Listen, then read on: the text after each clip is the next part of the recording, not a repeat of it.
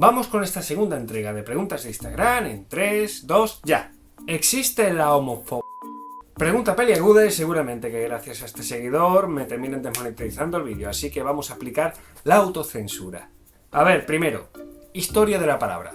La fue acuñada por el psicólogo George Wilber en su libro La sociedad y el homosexual sano, aunque la primera vez que lo hizo pública fue en 1965. Según Wilber, aquellas personas que odiaban a los homosexuales están sufriendo de un trastorno psicológico porque es un estado mental irracional. Wilber también era activista por los derechos de los homosexuales y fue una pieza clave para que eliminaran dicha orientación sexual del manual de DSM como si fuera un trastorno, por lo que ya tenemos más o menos contextualizada por qué nace esta palabra. Pero alejándonos de este marco, la vuelve a estar en debate a nivel etimológico y cultural.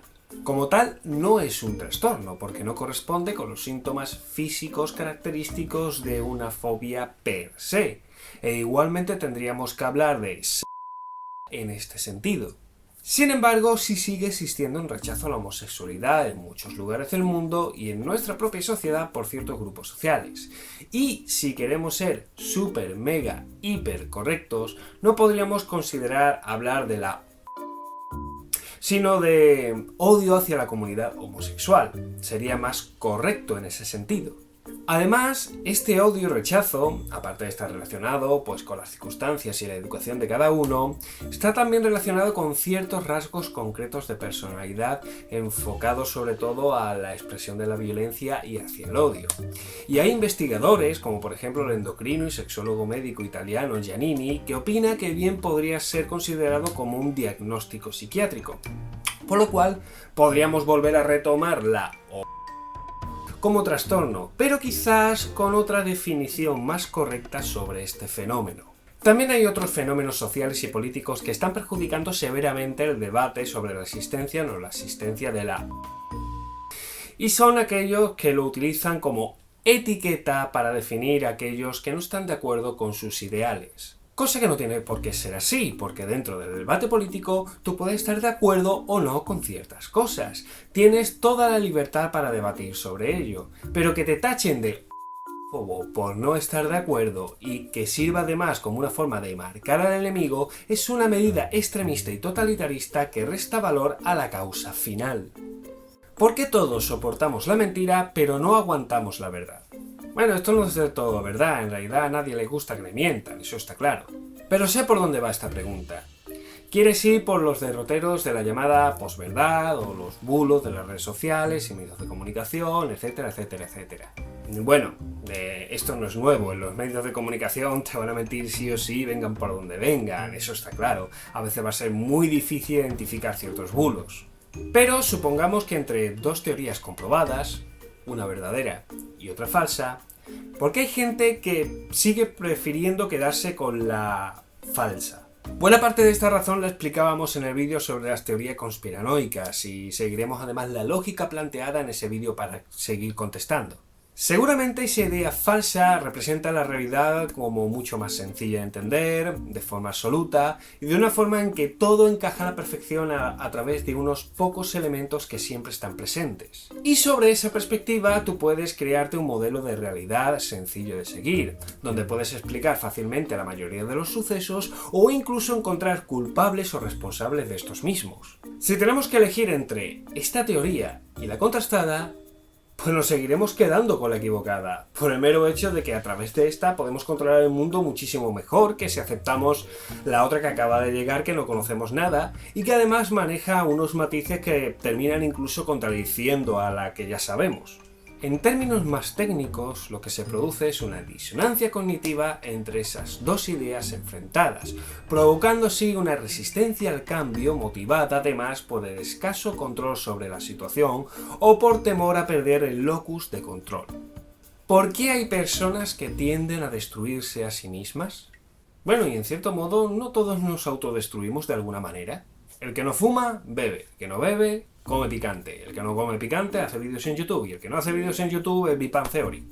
Venga, ya está, que es coña, relájense. Las personas autodestructivas son aquellas que, pudiendo elegir entre muchas opciones o hacer algo para que la vida le vaya mejor, elige lo contrario. Son personas que sufren de muchos problemas de tipo emocional, de autoconcepto, se suelen dañar a sí mismas, buscan dañar a otros y cuando estas víctimas contraatacan, pues ellas mismas se hacen las victimistas, se suelen meter en interacciones donde terminan maltratados y aún así siguen buscando este tipo de relaciones, etcétera, etcétera, etcétera. En resumen, todo lo contrario de lo que te hace feliz siempre. Y quizás esa infelicidad buscada sea la clave para resumir su psicología. Por lo general queremos ser felices porque funcionamos en este mundo creyendo que nos lo merecemos de alguna manera, que la felicidad hasta cierto punto nos permite dar sentido a la vida. Entonces, ¿por qué hay personas que buscan lo contrario? Pues porque dentro de toda su complejidad sienten que no lo merecen. Es más, hay quien cree que se merece la infelicidad y la busca como una forma de purgar una culpa mucho más profunda. Son personas que necesitan reconciliarse consigo mismas y superar sentimientos de culpa y quizás también una identidad socavada. Y ojo que aquí no estoy incluyendo a personas que sufren de algún trastorno, porque las personas depresivas o que sufren de anorexia nerviosa, por ejemplo, o que tienen trastorno límite de personalidad, son también muy destructivas, pero sus problemas ya están localizados en otros factores, no solamente en sus decisiones. ¿Se puede revertir la tolerancia después de consumir mucho porno y más autocensura?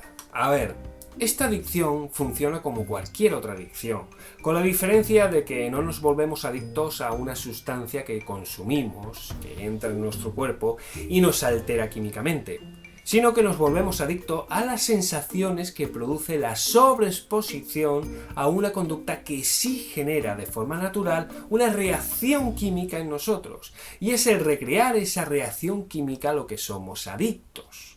Concretamente, y explicándolo mejor con lo que estamos hablando ahora, nos volvemos adictos al subidón de dopamina que despierta el ver.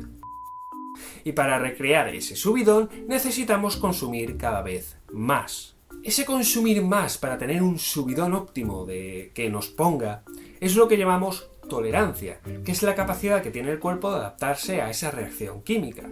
Un desequilibrio que se debe restablecer como uno de los puntos importantes a tratar cualquier tipo de adicción. Entonces, ¿se puede revertir la tolerancia? Sí, aunque más que revertir, es volver a restablecer ese equilibrio para que esa tolerancia vaya disminuyendo a medida que vamos alejándonos de la conducta que causa el problema.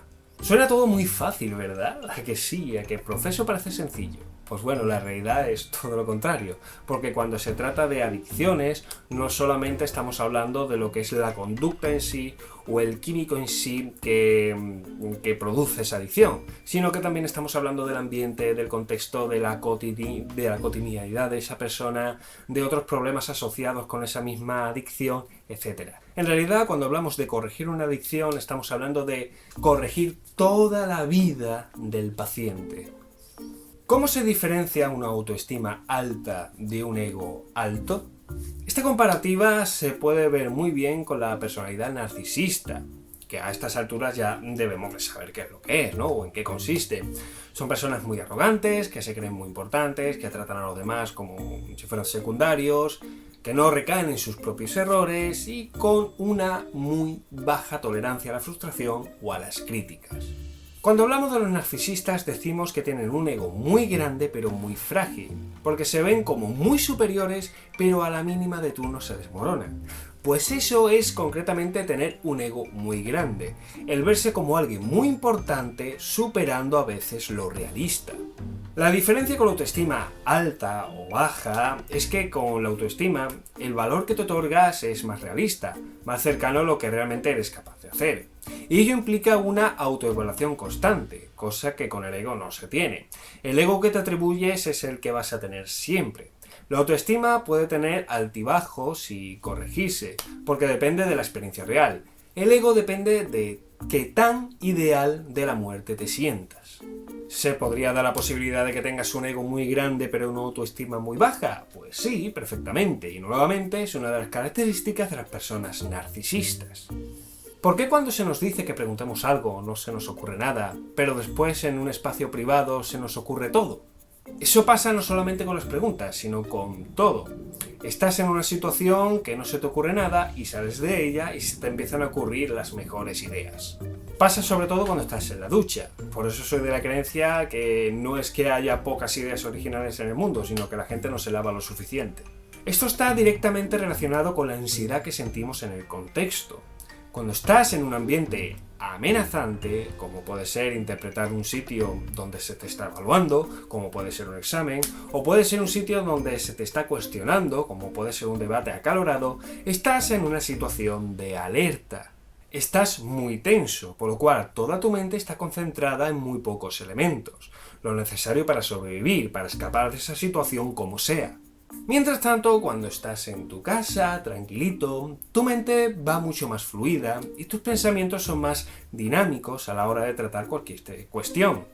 Se te ocurren más cosas porque puedes estar atento a más cosas. No hay amenazas que te limiten. Por eso, en el momento tenso no se te ocurre nada bueno. Y a rato de abandonarlo, cuando ya se te ha pasado la tensión del momento, se te ocurren los mejores comentarios. Esta es una explicación muy fácil, pero en realidad es algo que podría afectarte en situaciones muy serias, como por ejemplo un examen. De hecho, la gran mayoría de la gente que se le da mal los exámenes es por eso mismo, por el estado de alerta tan grande que tienen en el examen que les hace dudar de cualquier movimiento que hacen. ¿Y una solución rápida para esto cómo sería? ¿Hacer el examen en casa? No. La solución es bajar la intensidad de esa ansiedad para dejarla en un punto más óptimo y manejable. Porque una cosa sí es cierta, la ansiedad la vas a sufrir sí o sí en una situación que se considera amenazante. Y una situación de evaluación siempre va a ser una situación amenazante. Y para ello siempre es bueno saber algún ejercicio de relajación y encontrar algunos medios que nos permitan alterar nuestro estado fisiológico in situ, como es por ejemplo la respiración. De esta manera no vamos a quedarnos en el examen súper relajaditos, pero sí conseguiremos rebajar los niveles de ansiedad hasta un punto que más que estar en una posición de alerta, estaremos más bien en una situación de activación.